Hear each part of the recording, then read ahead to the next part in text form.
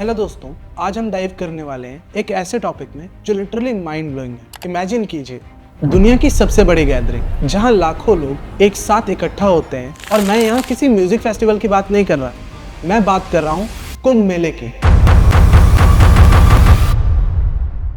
लेकिन वेट, इससे पहले आप ये सोचें कि ये कोई बोरिंग सा रिलीजियस टॉपिक है तो मैं आपको बता दूं, कुंभ सिर्फ एक फेस्टिवल नहीं है, ये दुनिया की सबसे बड़ी आध्यात्मिक पार्टी है जो हर 12 साल पर मनाई जाती है। 2019 के कुंभ मेले में टोटल 24 करोड़ लोगों ने पार्टिसिपेट किया था। जस्ट इमेजिन, ये नंबर पूरी ऑस्ट्रेलिया की पॉपुलेशन से भी ज़्यादा है। 2019 के कुंभ में इतना क्राउड था कि उसे स्पेस से देखा जा सकता था। क्या आप विश्वास कर सकते हैं इस बात पर? और यही नहीं, 2019 का Kumbh Mela officially Guinness book of world records में दर्ज है दुनिया के सबसे बड़े शांतिपूर्ण आयोजन के रूप में। है ना माइंड ब्लोइंग? लेकिन आपको पता है ये सब शुरू कैसे हुआ? इसके आगे की स्टोरी भी बहुत इंटरेस्टिंग है। अब मैं आपको ले जा रहा हूँ हजारों साल पहले। अब इमेजिन कीजिए, देवता और असुर दोनों मिलकर समुद्र मंथन कर रहे हैं, लेकिन तभी दोनों के बीच अमृत को लेकर संघर्ष हुआ। देवताओं ने अमृत को असुरों से बचाने के लिए एक मास्टर प्लान बनाया। प्लान सिंपल था, catch me if you can. ये चेज कोई नॉर्मल चेज नहीं थी, ये 12 दिव्य दिनों तक चली और एक दिव्य दिन हमारे 1 साल के बराबर होता है। इसीलिए कुंभ हर 12 साल पर मनाया जाता है ना? Smart mathematics. इस चेज के दौरान अमृत की कुछ बूंदें इन 4 जगहों पर गिरी। वो हैं हरिद्वार, नासिक, उज्जैन और प्रयागराज। हरिद्वार, जहां पवित्र गंगा नदी मैदानों में प्रवेश करती है, जिसे स्वर्ग का द्वार भी कहा जाता है। प्रयागराज, जहां 3 पवित्र नदियों का संगम होता है, माँ गंगा, माँ यमुना और सरस्वती। ब्रह्म पुराण और मत्स्य पुराण में प्रयाग को तीर्थराज यानी तीर्थ स्थलों का राजा भी कहा गया है। उज्जैन में शिप्रा नदी के किनारे, जिसे प्राचीन समय में खगोल विज्ञान का केंद्र भी माना जाता था, यानी कि इंडिया का अपना नासा। और नासिक, गोदावरी नदी के किनारे, जहां राम जी ने अपना वनवास का समय बिताया था। तभी से इन जगहों को पवित्र माना गया और यहाँ पर कुंभ का आयोजन होने लगा। अब बात यहाँ खत्म नहीं होती, आपको ये भी पता होना चाहिए कि कुंभ मेले अलग अलग टाइप के होते हैं। हाँ, ये एक फुल फ्लेज सिस्टम है। इसमें पहला है पूर्ण कुंभ, जो हर 12 साल पर होता है। दूसरा है अर्ध कुंभ, जो 6 साल पर होता है। तीसरा है कुंभ, जो 3 साल पर होता है। और फाइनली महाकुंभ, जो 144 साल में सिर्फ एक बार, वो भी प्रयागराज में होता है। ये सबसे बड़ा और रेयर इवेंट है। इमेजिन करो, अगर इस बार का महाकुंभ आपने अटेंड किया तो अगला महाकुंभ शायद आपके परपोतों को अटेंड करने को मिलेगा। और इससे रिलेटेड मैं आपको एक और इंटरेस्टिंग बात बताता हूँ। वाल्मीकि रामायण के अनुसार माघ के महीने में त्रिवेणी संगम स्नान का यह रोचक प्रसंग कुंभ के समय साकार होता है। साधु संत प्रातः काल संगम पर स्नान करते हैं तथा ईश्वर के विभिन्न स्वरूपों और तत्वों की विस्तार से चर्चा करते हैं।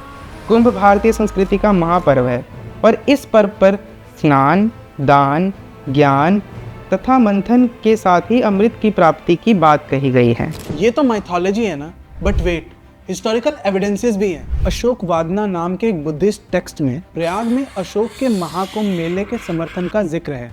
इसके बाद ह्यूआन सांग, जो 7वीं सेंचुरी में राजा हर्षवर्धन के समय में भारत आए थे, उन्होंने अपनी डायरी में लिखा है कि कुंभ इतना प्रसिद्ध था कि यहाँ लोग पैदल चलकर आते थे, वो भी दूसरे देशों से। अब सोचो, बिना गूगल मैप्स के पैदल चलकर आना, इससे भी आप अंदाजा लगा सकते हैं कि लोग इसे लेकर कितना समर्पित थे। इसके बाद 16वीं शताब्दी के दस्तावेज आयनाए अकबरी में अकबर के कुंभ मेले में भाग लेने और नागा साधुओं के साथ एक गठबंधन का जिक्र है। वहीं 14 से 16 सेंचुरी के बीच विजयनगर एम्पायर के टेक्स्ट में कुंभ मेले के लिए उनके राजकीय समर्थन का उल्लेख है। इसके बाद 1836 में जेम्स प्रिंसेप ने journal of the Asiatic Society of Bengal में इलाहाबाद के महाकुंभ मेले का विस्तृत विवरण दिया है। लेकिन वेट, आप सोच रहे होंगे इनकी डेट्स कैसे डिसाइड की जाती हैं? कोई कैलेंडर मेंटेन करता है क्या?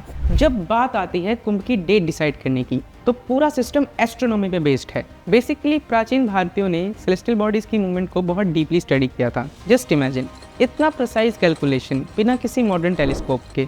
वाओ, अमेजिंग है ना? अब बात करते हैं किस जगह पे और कब कुंभ मेले का आयोजन होता है। जब सूर्य मेष और गुरु कुंभ राशि में होता है तो कुंभ मेले का आयोजन हरिद्वार में होता है।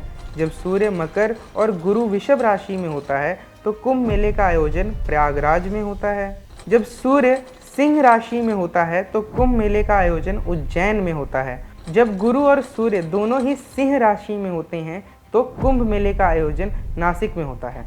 तो दोस्तों, कुंभ का अनुभव शब्दों में बयान करना बहुत ही मुश्किल है। ये एक ऐसा इवेंट है जो इसे देखने वाले को मंत्रमुग्ध कर देता है। इसका सबसे आइकॉनिक मोमेंट होता है शाही स्नान, जब अखाड़ों के साधु अपने शाही अंदाज में शंखों के बजते स्वर और मंत्रों के बीच घाट पर डुबकी लगाते हैं। वो एनर्जी, वो शक्ति, वो दिव्यता देखने वाली होती है। और बात सिर्फ सुबह तक सीमित नहीं है, शाम का माहौल भी आपको एक दिव्य अनुभूति कराता है। घाट पर जलते दिए, मंदिर की घंटियां और शंख का स्वर और आरती का वो पावन दृश्य एकदम पवित्रता का एहसास कराता है।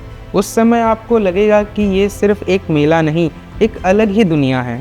कुंभ सिर्फ आध्यात्म तक सीमित नहीं है, ये एक ग्लोबल इवेंट है जहाँ पे 100 से ज़्यादा देशों से श्रद्धालु आएंगे और इस बार तो 45 करोड़ से ज़्यादा लोगों के आने की संभावना है। 45 करोड़, ये कनाडा और अमेरिका की कंबाइंड पॉपुलेशन से भी ज़्यादा है। ये इवेंट लिटरली वर्ल्ड क्लास है। यहाँ पूरी दुनिया से लोग अपने ट्रेडिशन और कल्चर्स लेकर आते हैं, जो इसे एक ग्लोबल मेले का फील देता है। दोस्तों, जब भी कुंभ मेले की बात होती है, हमारे दिमाग में आस्था और भक्ति का एक अपूर्व दृश्य उभरता है। लेकिन इस भव्य आयोजन के साथ कुछ चुनौतियां भी आती हैं और इन्हीं चुनौतियों की सीरियसनेस समझने के लिए मैं आपको लेके चलता हूँ 1954 में। ये था आज़ाद भारत का पहला कुंभ, लेकिन सैडली इसे एक ट्रेजेडी के रूप में याद किया जाता है। 3 फरवरी को एक हाथी के कंट्रोल से बाहर होने की वजह से हुई भगदड़ में 800 से ज़्यादा लोग अपनी जान गंवा बैठे। लिटरली गाइस, एक छोटी सी घटना ने इसे बड़ी ट्रेजेडी में क्रिएट कर दिया। फिर 2013 में भी प्रयागराज रेलवे स्टेशन पर हुई भगदड़ में 36 लोगों की जान चली गई।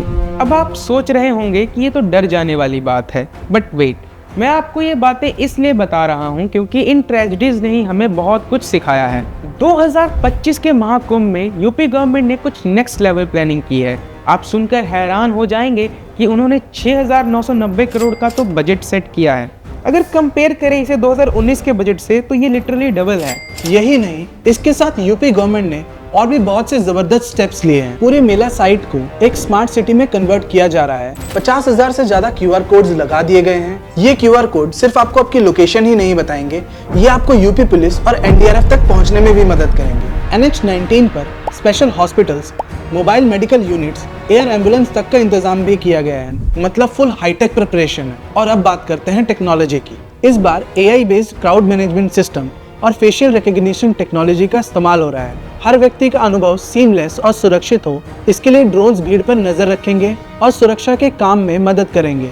मतलब टेक्नोलॉजी का पूरा तड़का लगा है इस बार कुंभ में। पूरा कुंभ एरिया 4000 हेक्टेयर में फैला हुआ है और इसे 25 सेक्शनों में डिवाइड किया गया है। गंगा यमुना के किनारों पे 50 से ज़्यादा स्नान घाट बनाए हैं। टोटली इन्हें 4 मेन जोन में डिवाइड किया गया है: परेड ग्राउंड, संगम, झुंसी और कल्पवास। इन्हें पार करने के लिए 30 से ज़्यादा टेम्परेरी ब्रिज बनाए गए हैं। प्रयागराज में 1850 हेक्टेयर एरिया तो सिर्फ पार्किंग के लिए ही अलॉट किया गया है। और सबसे अमेजिंग बायो टॉयलेट्स की इंस्टॉलेशन की जा रही है। मतलब हर सेक्टर में इको फ्रेंडली सॉल्यूशंस। और दोस्तों, 2025 के महाकुंभ में एक ऐसा भव्य आयोजन होने वाला है जो आज तक कभी नहीं हुआ, और हम बात कर रहे हैं ड्रोन शो की। सोचिए, रात के आसमान में हजारों LED इक्विप्ड ड्रोन्स एक साथ मैथोलॉजिकल सीन्स को रिक्रिएट करेंगे। समुद्र मंथन, अमृत की कहानी और भारत के सांस्कृतिक पहचान, ये सब देखना एक डिवाइन और सिनेमैटिक एक्सपीरियंस होगा। आप सोचेंगे, भाई टेक्नोलॉजी और ट्रेडिशन का ऐसा बैलेंस मैंने कभी नहीं देखा। और बस यही नहीं, तुम्हें कुंभ एरिया की विस्तारता का भी एक अलग ही व्यू मिलेगा। हेलीकॉप्टर राइड्स 1296 रुपये में आपको मेला और प्रयागराज का मस्त हवाई नज़ारा दिखाएंगी। 13 जनवरी से शुरू हो चुकी हैं ये मैजिकल फ्लाइट्स। ये महाकुंभ लोकल इकोनॉमी के लिए भी एक बूस्ट साबित होगा। अधिकारियों के अनुमान से 25,000 करोड़ का रेवेन्यू जनरेट करेगा ये महाकुंभ। बस दोस्तों, ये बात तो तय है कि 2025 के महाकुंभ का हर एक पल यादगार होने वाला है। चाहे वो शाही स्नान हो, गंगा आरती का माहौल या फिर आसमान में जगमग करता ड्रोन शो, ये सब आपको एक ऐसी जर्नी पर ले जाएगा जो आप अपनी जिंदगी भर नहीं भूल पाएंगे। भारत की संस्कृति, आध्यात्म और टेक्नोलॉजी का ऐसा संगम आपने कभी नहीं देखा होगा। वीडियो अच्छी लगे तो लाइक एंड सब्सक्राइब जरूर करें। जय गंगा मैया।